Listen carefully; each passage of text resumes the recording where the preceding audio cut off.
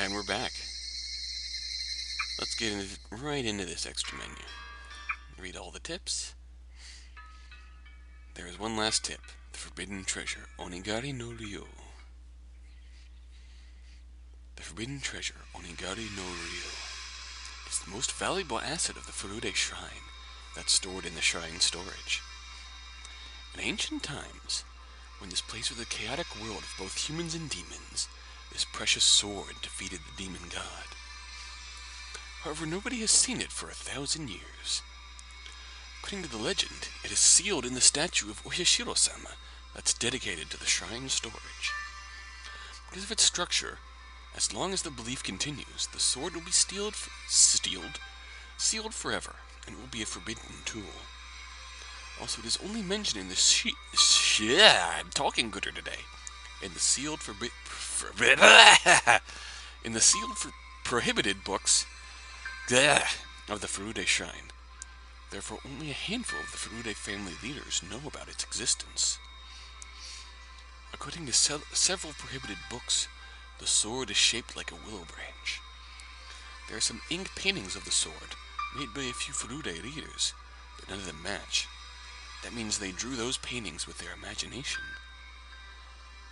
The legend says that there was a girl named Oka who received a divine message that commanded her to defeat the demon god. However, neither human swords nor demon swords can defeat the demon god. It requires a sword that's neither a human sword or a demon sword. Only a sword that mixes human and demon qualities can defeat the demon god. It has been said repeatedly that the ancestors of Hinamizawa are half demon and half human. Furude Oka is said to be the first person whose blood was mixed, and this description is what conveys that. Heaven gave Oka a precious sword. The precious sword was shaped like a willow branch. Its tip spread in 3 ways, which symbolizes heaven, earth, and people in unity. It also symbolizes the harmony between heaven, demons, and humans. Oka headed to the swamp where the demon god hid, and defeated him with the precious sword. Each prohibited book describes differently how she defeated the demon god. Some say she disciplined him, some say he ran away, some say he surrendered. What happened to the demon god afterward is unclear too. The oldest book says the precious sword smashed the demon god's horn, but other books don't mention that. The precious sword that defeated the demon god was enshrined and was named Onigari no Ryo. But Oka sealed this precious sword in the deepest place of the shrine to forbid its existence forever. Even if it was created to slay the demon god, the sword didn't belong in this world anymore, and shouldn't exist on the face of the earth. Some said that was why it was taken away from the human world.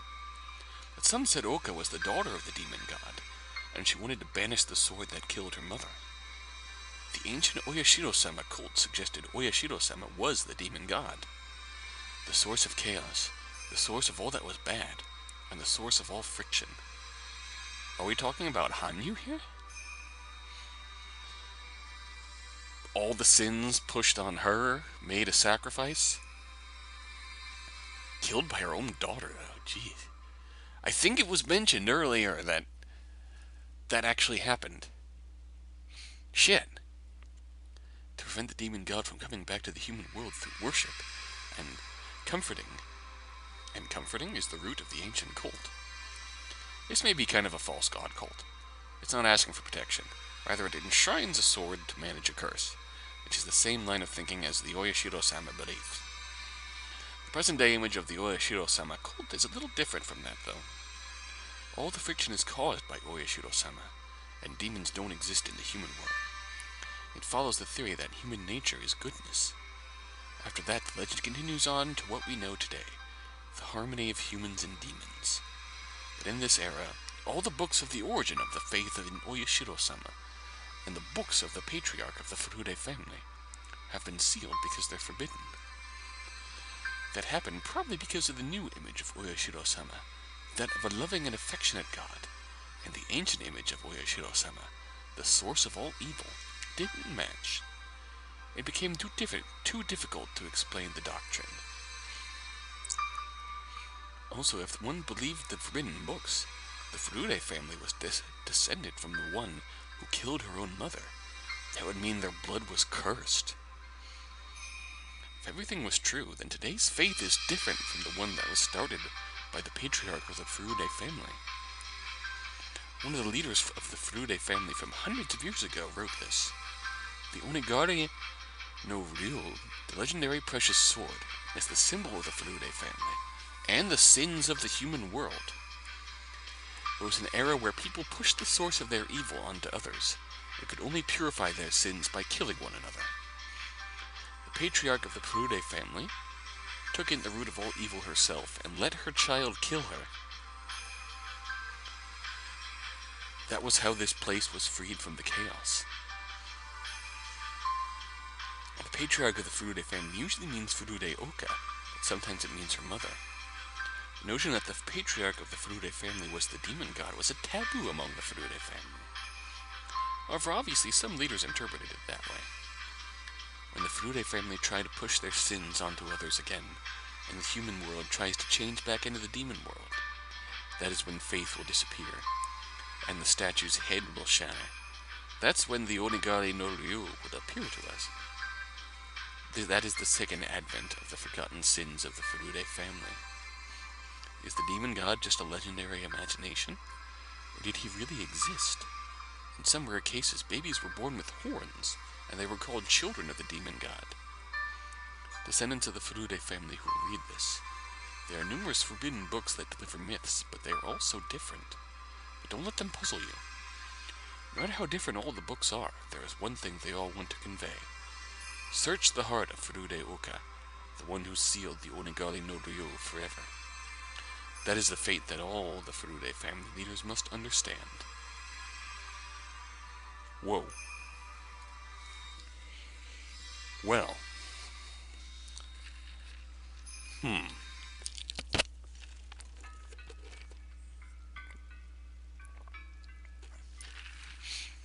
Is this the final truth that has been revealed to us? This whole timeline started with Furude Oka and her mother, who is presumably Furude Hanyu, killed, pushed all of the sins of humanity onto one person as a sacrifice. 1,000 years ago, I presume. That's when Hanyu started, well, was pushed off the stage, became an observer. And I think, wasn't the legend like every, I forget what the legend was, like the 8th, if the 8th generation child was a girl, then that was the reincarnation of Uyashiro-sama. And finally, Rika was the 8th generation.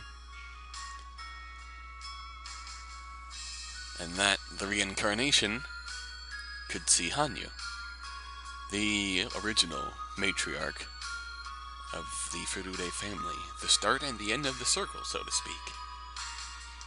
And finally, after so long, 1,000 years for Hanyu, 100 years for Rika, we were brought to the end.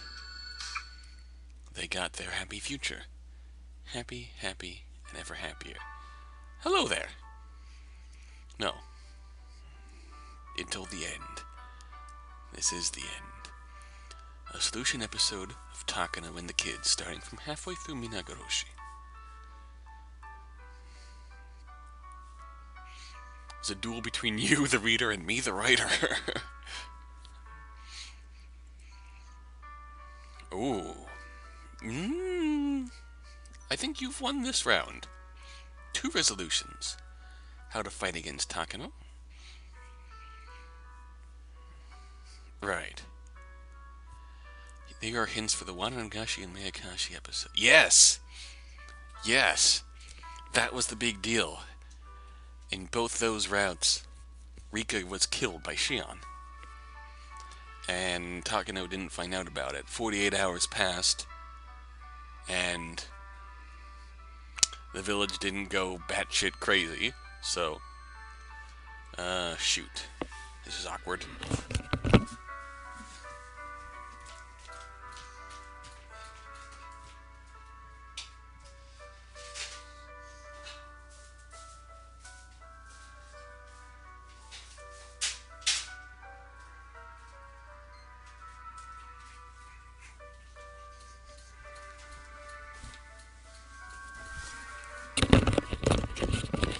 ruined my... Oh god, why are we down to... What the heck happened there? Everything's going crazy. Yes, that was the key.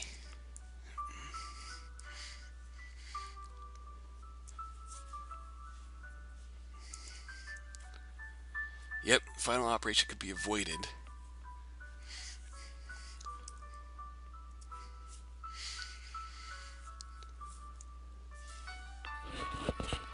But you wanted to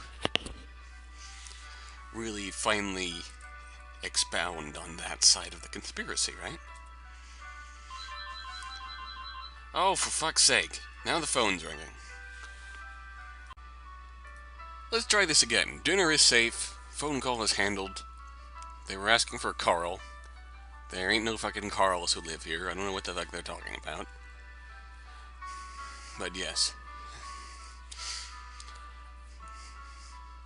One thing I've found about all of this, all 8 arcs, there's a lot of stuff that when I was encountering it in context, I was wondering what the hell the point of it was, and getting annoyed with it at times. But looking back on it, it all fits into place. Like even what he's saying here. To resolve this conflict, that was the solution. So that he could have very easily just... That's it. Rika died. Ideal ending for this world. The worldview.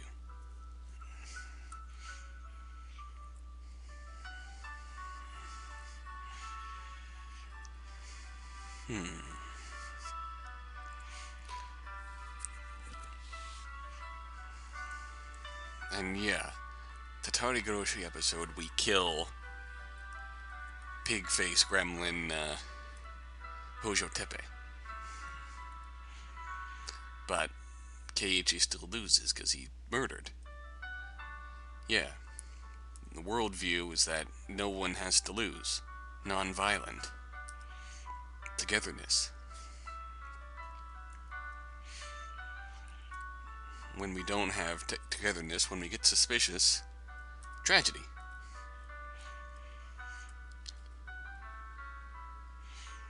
Are quite stupid. I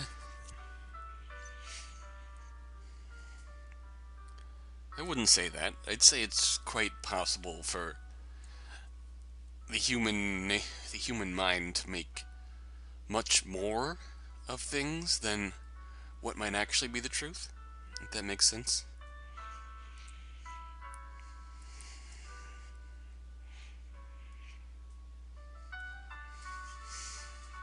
We do hope we can connect with people.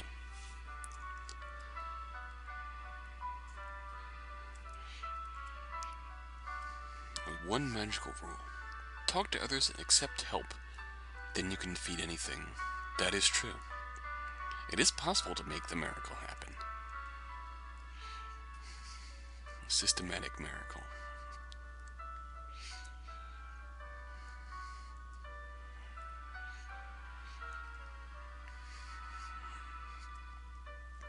That's what was your... Yeah. So she deserves an ending too, right? If we defeat Takano and Hanyu flexes and goes all ora on her ass, and then Takano is broken down and defeated, but makes her into the sacrifice. Takano gets punished. But by presenting her side of the story, yeah, we do get to see the that is one of the ultimate goals of this whole collective story. There doesn't have to be a loser. There is a peaceful resolution in here somewhere.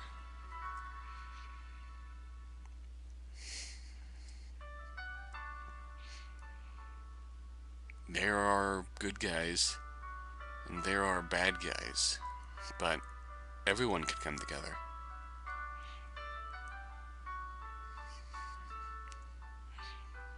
Yeah.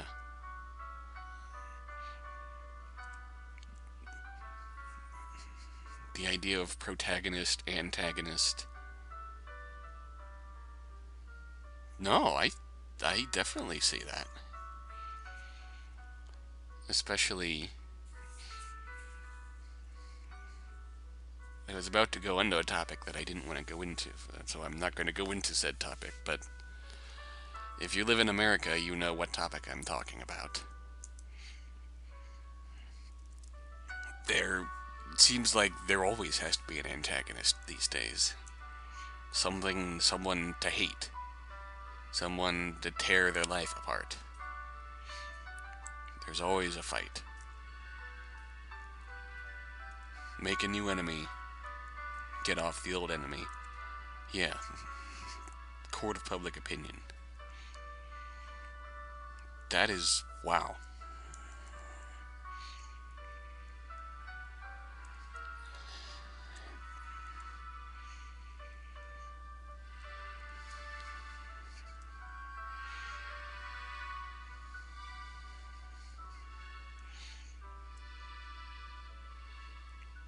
Higurashi, Tebe gets defeated.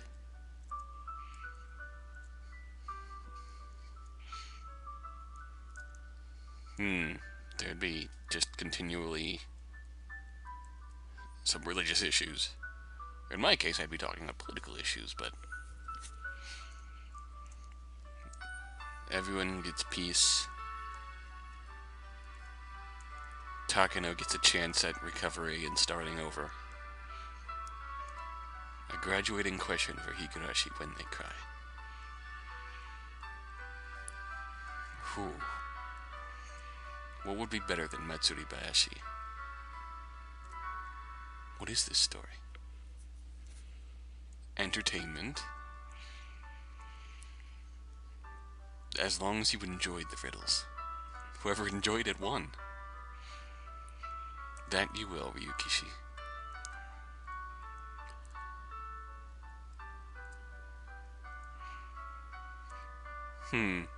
Listening to the chorus of Higurashi.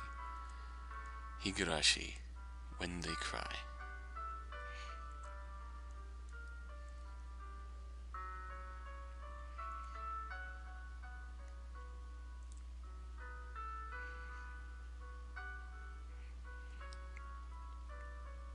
And that just about sums up. That puts about as good a bow as anyone can possibly put on this series. There doesn't have to be a loser. There doesn't have to be an antagonist. There doesn't have to be a sacrifice. You don't have to forgive Takano Mio, but if we end the story by destroying Takano Mio, defeating her, quote-unquote, what does that make us? Does there have to be an ending where someone wins and someone loses? Does this have to be a contest? Is there not some kind of compromise available? Is there not a path out there? Is there not a world out there where both sides can't come out of the end of the line with a bit of hope? Whatever sins have been committed on either side, you don't have to forgive, but you don't have to forget, but don't we all deserve a chance at life? The good, the bad. Don't we all deserve a chance to get better? Think on that. That's the graduating question of this series. Whatever you've done in the past, however you feel about those people who might have done you wrong,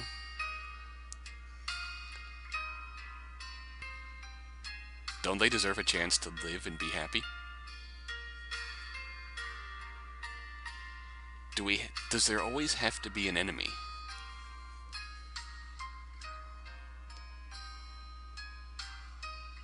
Think about that.